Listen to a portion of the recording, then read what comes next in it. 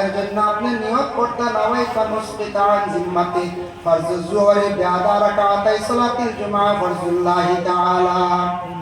এর জন্য যাদের বড়াইকরাম নাওয়াইতু মুসাল্লিয়া লিল্লাহি তাআলা রাকাতাই সালাতিল জুমআ ফরজুল্লাহি তাআলা।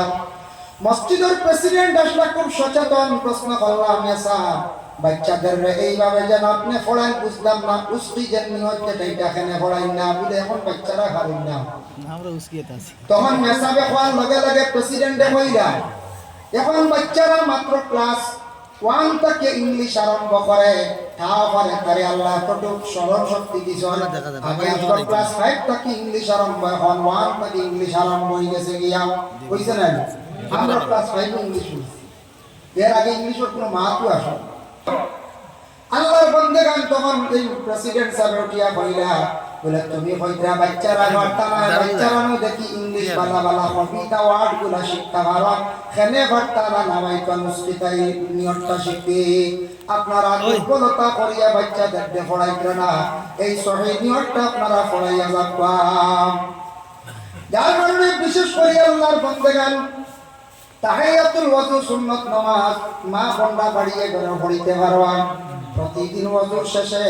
সুন্নাত যদি অন্য সুন্নাত পড়িতে পারবা না তবে যদি পারেন এই তাহিয়াতুল ওযু সুন্নাত 2 রাকাত নামাজ পড়বা আর আমরা প্রত্যেকদিন ভারিয়ান না পড়লে বলা নতুবা শুক্রবার দিন সারা মসজিদে গিয়ে তাহিয়াতুল ওযু সুন্নাত নামাজ পড়বা মসজিদে শুক্রবারে সারা জমা হই শুক্রবারে সারা জমা হই সারা শুক্রবারে জমা হইতা মহল্লার ইমাম সাহেবের উপরে দায়িত্ব আছে তাই কইত্রা বেশ প্রেসার দিলে উপায় নাই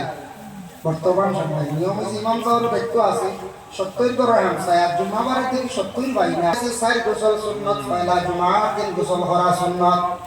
তাফসীরে ইবনে কাসির দেখলাম ইয়া আইয়ুহাল্লাযীনা আমানু ইযা নুদিয়া লিস-সালাতি মিন ইয়াউমিল জুমআ ও আয়াতের ব্যাখ্যা দেখছেন 60টা সুন্নাত শুক্রবার দিন এর মধ্যে একটা সুন্নাত হইল যে সুন্দর হয়ে গোসল করা কিতাবে দেখছেন আচ্ছি করো বাজারের বাড়ি যাই শ্বশুর বাড়ি যাই বাজারে যাই মোটামুটি ভালো কাপড় নিয়া আর আমরা আল্লাহর দরবারে হাজিরি দিতে গিয়ে আল্লাহর ইবাদত করতে কোনো বালা কাপড় নাই যে কাপড় লইয়া যাইয়া আর মোটামুটি বালা আর হেয়ার কাপড়ের মধ্যে দেখবা খালি সিত্রি গাড়া ওরা দেখে না সিত্রি আসি তো কি বুখালা ইগানুড়ে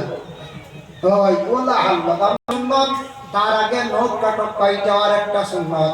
এরপরে আতাকছে গিয়া ইটা বাড়িটার মধ্যে না মানে নখ কাটাও তো সুন্নাত শুক্রবার দিন সুন্দর করিয়া গোসল করিয়া সুন্দর কাপড় লাগাবা আমরা যুবক ভাইয়ান যারা আছো ভাইয়ান জীবনে আপনারা পাঞ্জাবি কিনকা সুন্দর করে পাঞ্জাবি লাগাইয়া মসজিদে যায় পাঞ্জাবি লাগাইলে শরম নেই কইবা কি না পাঞ্জাবি লাগাইলে মনে হয় মেসাব কই দিবা বাচ্চি মেসাব কইয়া নমাজ আগে দিতা না রে ভাই বুঝাই শুনি গরাই না যায় পাঞ্জাবি লাগাও ও এই বছর দেখছি আগর বছরও দেখছি সবচেয়ে বড় উৎসব দুর্গা পূজার সময় বছর দেখলাম অসংখ্য যুবক ছেলেরা গায়ের মধ্যে একটা পাঞ্জাবি পরন এখানে দেখলাম কিলা দেখলাম যুবক ছেলেরা বড় সুন্দর সুন্দর পাঞ্জাবি লাগাইয়া তারা দুর্গা পূজা বিভিন্ন মণ্ডপে যায় সনাতন ধর্মের বাইরে বুঝছে এই কাপড়টা সম্মানী এই কাপড়টা বালায় যে কোনো দেশও যায় বড় বড় প্রধানমন্ত্রী মুখ্যমন্ত্রী স্বরাষ্ট্রমন্ত্রী বড় বড় লিডার যারা আছেন রাজনীতিবিদ মানুষ যারা আছেন সবাই কিন্তু পাঞ্জাবি পরিধান করে আর আমরা সাধারণ মানুষে পরিধান করি না আমরা এটা অবহেলা করে পাঞ্জাবি পরিধান করব বা সুন্নতি লেবাস সমাজ প্রতিদিন সম্ভব না শুক্রবার দিন লাগাইয়া পাঞ্জাবিটা লাগাইয়া মসজিদে যাও পাঞ্জাবি লইবা তো ইনশাআল্লাহ জব হয়ে দি ঈদের দিন আল্লাহ পাঞ্জাবি লাগাও সুন্নাত খুশবু বুঝবাই সুন্নাত আতর 3 নম্বর দিন আইলো 3 নম্বর সুন্নাত হইল হাটিয়া মসজিদে যাওয়ার একটা সুন্নাত আর বাইকে এখন যাইতা নি কোন যায় যাকবা সুন্নাত পাইতা না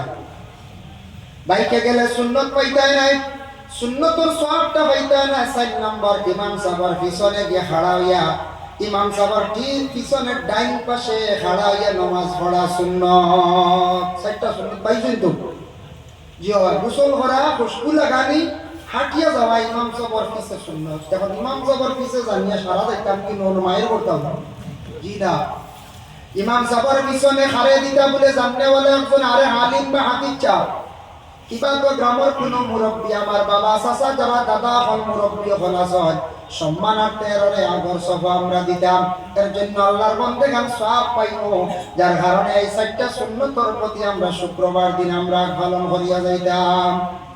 2 নম্বরে আতাকছে গিয়া মসজিদের দায়িত্ব কিছু আছে মহল্লার কমিটির উপরে।